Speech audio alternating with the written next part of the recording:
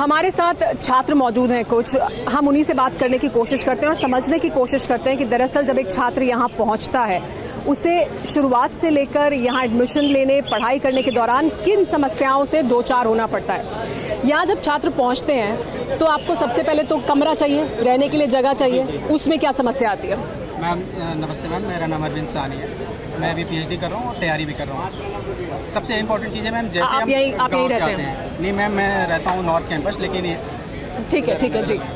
तो सबसे पहले क्या है कि एक गांव से स्टूडेंट आता है, उसकी दिल्ली में कोई जान पहचान नहीं होती है, या अगर कहीं जान पहचान भी है तो एक दूसरे कोने पे जान पहचान है। और हमें अगर यहाँ पे करोल बाग में रूम चाहिए तो सबसे पहले हम ब्रोकर के पास जाते हैं। ब्रोकर क्या है, यहाँ पे 100% जो रूम रेंट है उतना कमीशन लेते हैं। अगर एग्जाम्पल के लिए अगर 10,000 रूम रेंट है या 20,000 या 30,000 अपनी कैपेबिलिटी के हिसाब से, तो सेम रेट अगर 20,000 रूम रेंट है तो 20,000 उसको कमीशन चाहिए, 20,000 एडवांस में चाहिए, सिक्योरिटी मनी चाहिए। तो इस तरह से कम एक महीने में फर्स्ट मंथ में स्टूडेंट को कम से कम 60-70 हज़ार लाख रुपए होने चाहिए। 3 गुना देना पड़ेगा उसे, क्योंकि जो रेंट है उसके अलावा उसे 3 गुना और पैसा देना पड़ेगा। हाँ जी मैम, तो ये बहुत बड़ी समस्या होती है। ऊपर से स्टूडेंट आता है घर से 15-20 हज़ार रुपये लेके, मतलब अपनी कैपेबिलिटी के हिसाब से लोग आते हैं। कुछ लोग भाई किसी की क्षमता है तो वो तो उस हिसाब से आएगा, लेकिन जिसके पास 15-20 हज़ार लेके आएगा, हम चलेंगे कोचिंग करेंगे और किस्तों में भी पैसा देंगे। लेकिन यहाँ पे बहुत सारी कोचिंगें हैं, ये बड़ी जो भी कोचिंग साइड से आपको दिख रहा होगा, यहाँ पे एक मुफ्त पैसा देना होता है। तो ये कई बार बहुत सारे स्टूडेंटों के लिए समस्या हो जाता है कि वो आते तो हैं कोचिंग के लिए,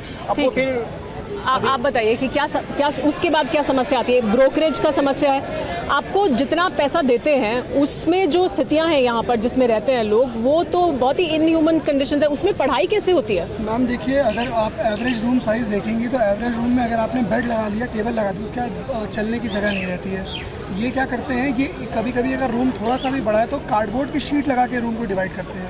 उसके बाद भी अगर इनको जगह यूटिलाइज करनी है तो बालकनी को तोड़ के फिर एक और कार्डबोर्ड शीट लगा के वो बालकनी को भी ये रूम बना देते हैं। मैम उसके बाद भी क्या करते हैं, अगर ये खत्म हो गया, अगर टेरेस है तो टेरेस पे एल्यूमिनियम की शीट लगा के ये रूम बना देते हैं। पीछे मैम देखिए वो बन रहा था, उन्होंने कवर किया है। वो देखिए मैम, वो बन रहा था, वहाँ पर एल्यूमिनियम की शीट लगाई जा रही थी। समस्याएं इतनी हैं इन छात्रों के जीवन में कि उन्हें हल करने के लिए आपको एक पूरा सिस्टम बनाना पड़ेगा।